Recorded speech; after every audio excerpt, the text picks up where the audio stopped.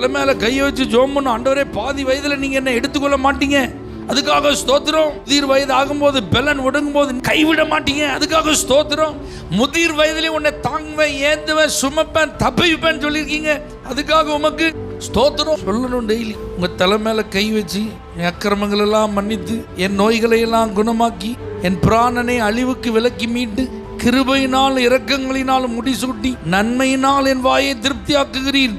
கழுகுக்கு சமானமாய் என் வயது திரும்ப வால வயது போலாகிறது, வாலிப வயது போலாகிறது. அப்ப இளமையில எவ்வளவு புஷ்டியா ஆரோக்கியமா இருந்தோமோ அதே பலத்தோட கர்த்தர் நம்மை நடத்துவான். நம்ம வேலையை நம்மளே பார்க்கறதுக்கு கர்த்தர் கிருபை தருவா. ஒவ்வொரு நாள் நீங்க அதுக்காக ஜெபம் பண்ணணும். அதனால மரணத்தை குறித்து தேவ பிள்ளைகள் நம்ம யாரும் என்ன செய்ய வேண்டாம், பயப்படவே வேண்டாம். கர்த்தர் குறித்த நாளுக்கு முன்னாடி நம்ம யாரும் எங்க போக மாட்டோம், அவரை பார்க்கறதுக்கு போக மாட்டோம்.